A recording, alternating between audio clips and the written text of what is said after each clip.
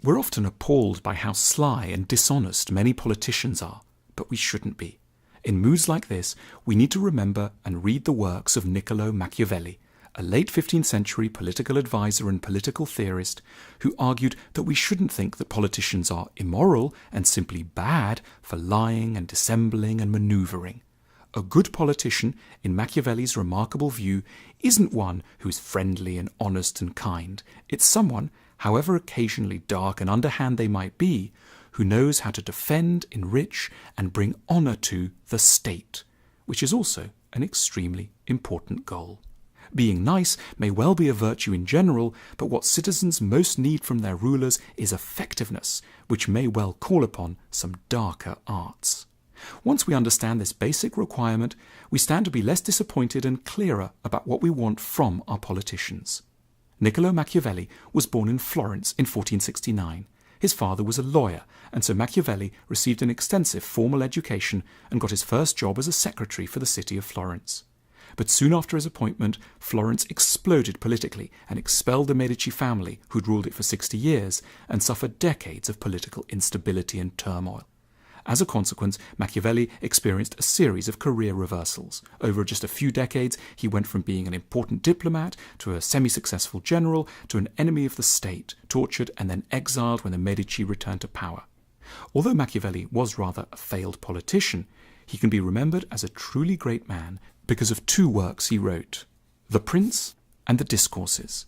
In them, he attends to a central problem of politics then as now, that it's almost impossible to be both a good politician and a good person in the traditional Christian sense. Machiavelli proposed that the overwhelming responsibility of a good prince is to defend the state from external and internal threats to stable governance. This means he must know how to fight, but more importantly, he must know about reputation and the management of those around him. People should neither think he is soft and easy to disobey, nor should they find him so cruel that he disgusts his society. He should seem unapproachably strict, but reasonable. When Machiavelli turned to the question of whether it was better for a prince to be loved or feared, he wrote that while it would theoretically be wonderful for a leader to be both loved and obeyed, a prince should always err on the side of inspiring terror, for this is ultimately what keeps people in check. Machiavelli's Christian contemporaries had suggested that princes should be merciful, peaceful, generous, and tolerant.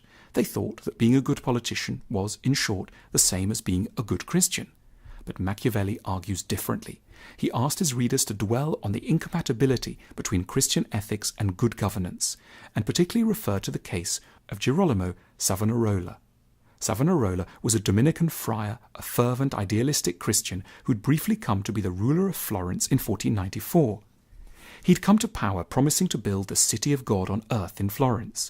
He'd preached against the excesses and tyranny of the Medici government, and even managed for a few months to lead Florence as a peaceful, democratic, and relatively honest state. However, Savonarola's success could not last, because, in Machiavelli's view, it was based on the weakness that always attends being good in the Christian sense.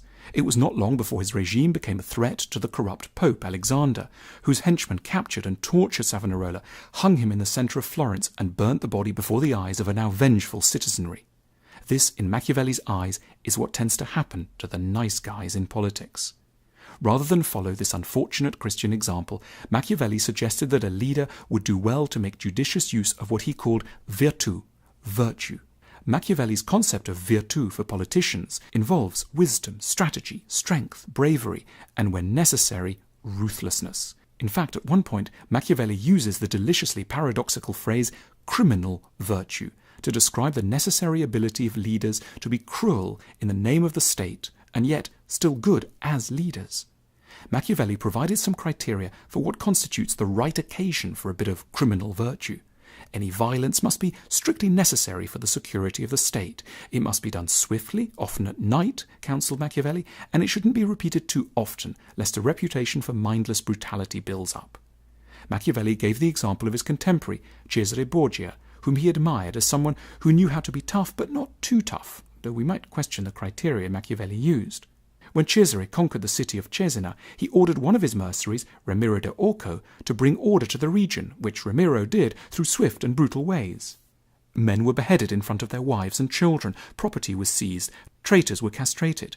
Cesare then turned on De Orco himself and had him sliced in half and placed in the public square, just to remind the townspeople who the true boss was. But then, as Machiavelli approvingly noted, that was enough bloodshed.